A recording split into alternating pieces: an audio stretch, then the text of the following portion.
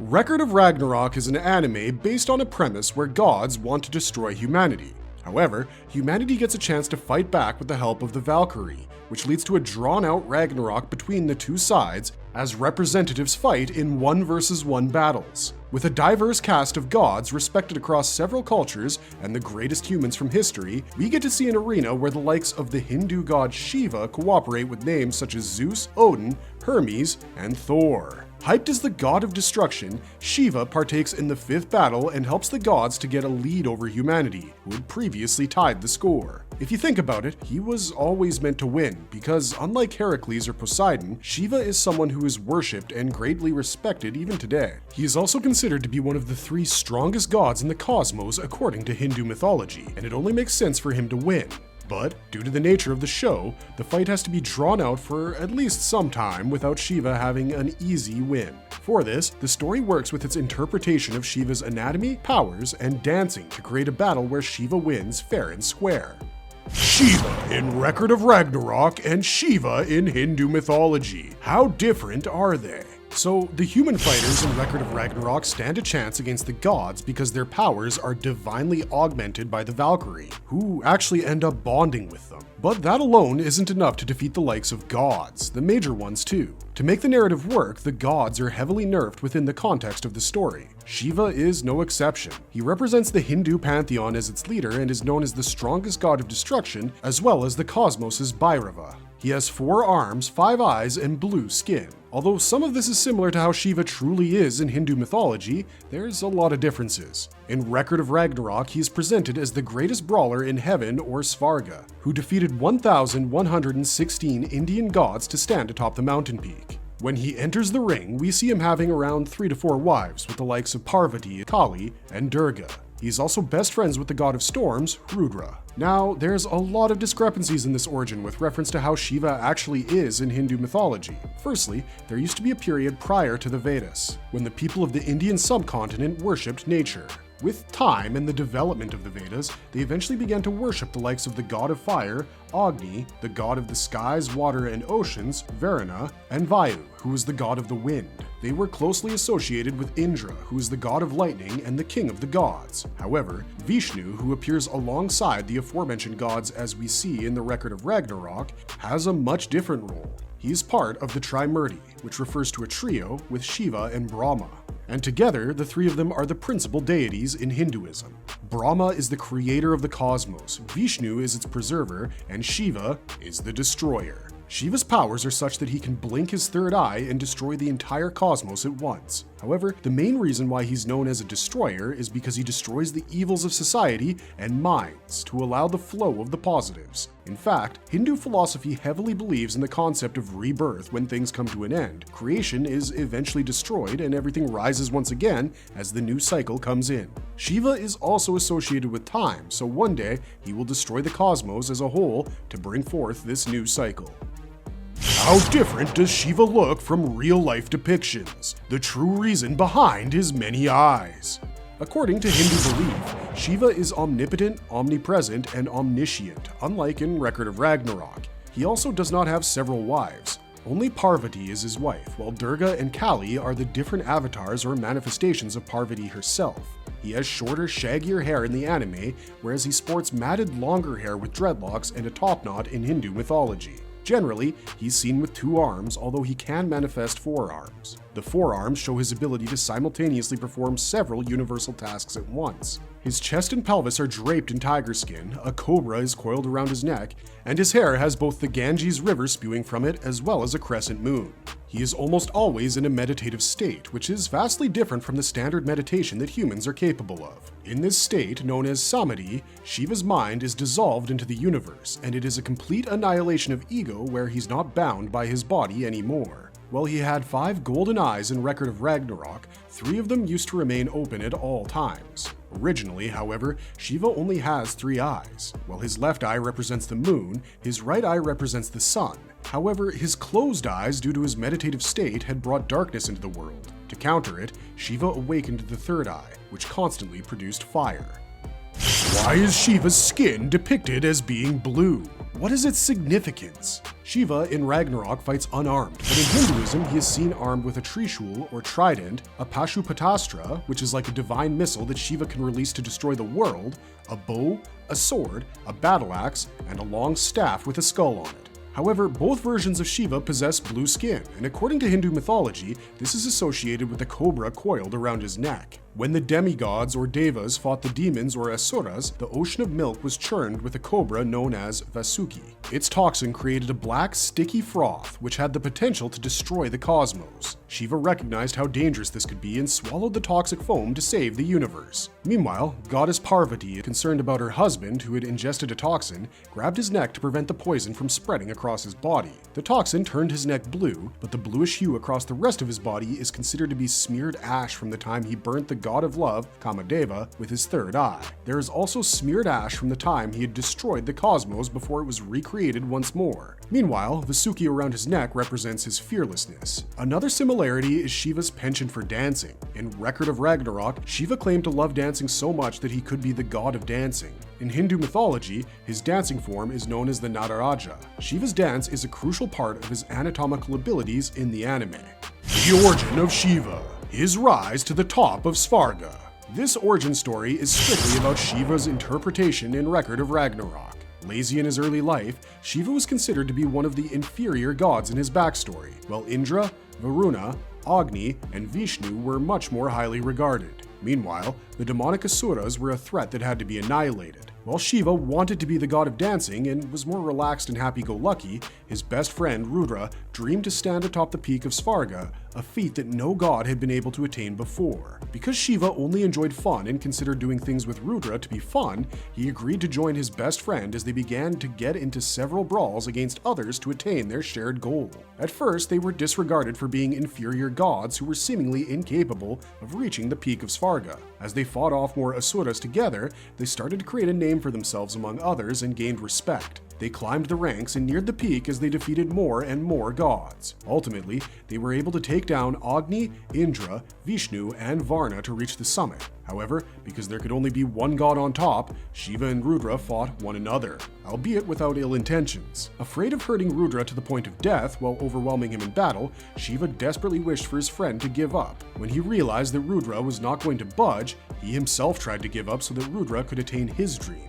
However, before Shiva could finish his sentence, Rudra gave up and helped Shiva realize that he was the one who had reached the peak of Svarga, following which he left, while Shiva became the ruler of their pantheon.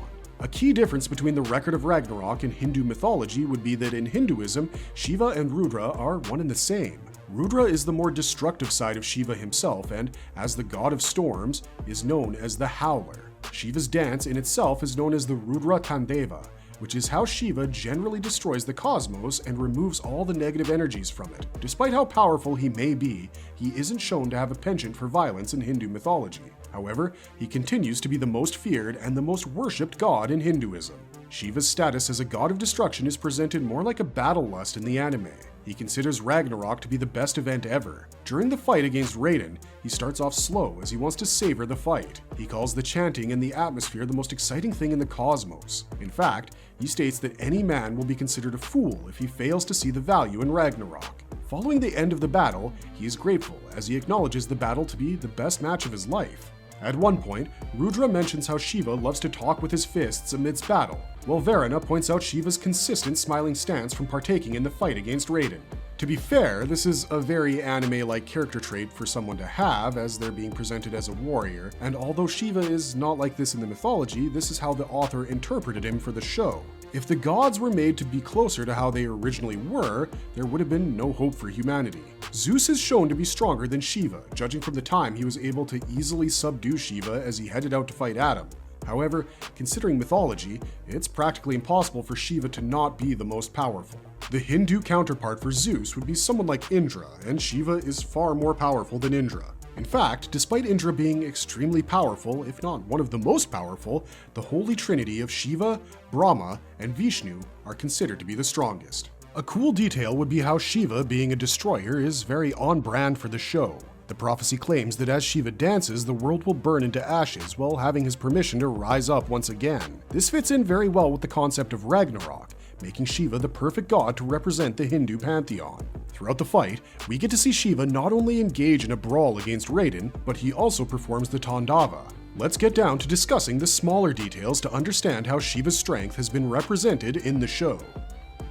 What makes Shiva the best unarmed combatant on the god's side? Shiva boasts a physique that makes him perfect for combat. Tall, muscular, and four-armed, Shiva is known for using his arms to enhance his balance. If he's knocked down, which is what Raiden tries to do as the fight begins, he can use the arm's position more towards his back to save his fall and propel himself upwards. He can also throw attacks from various directions, making it hard for his opponent to keep up, especially considering the fact that his opponent has two arms. It allows him to block more complex attacks while defending and attacking at the same time. He also gets to enjoy throwing a flurry of punches, which wouldn't be possible without so many arms. He would often hold Raiden's arms with two of his own and then gut punch him with the other two. At one point, he flips Raiden over while landing harder blows on him with the remaining arms. The presence of four muscled arms also increases his defense. For example, when Raiden performs the Yatagarasu, where he focuses his muscle power on his legs, arms, and palms, he attains an attack so strong it manages to halt sound.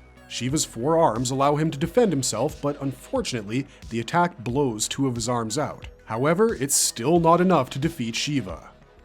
Is Shiva concussion-proof? Headbutting Shiva is not going to be the best course of action. We see him do it a lot during his backstory as he tries to reach the peak of Svarga. It works against gods, deities, and asuras. It works against Raiden as well, not only because Shiva can take a strong headbutt, but because Shiva himself headbutts Raiden before hitting him with combination attacks with his arms.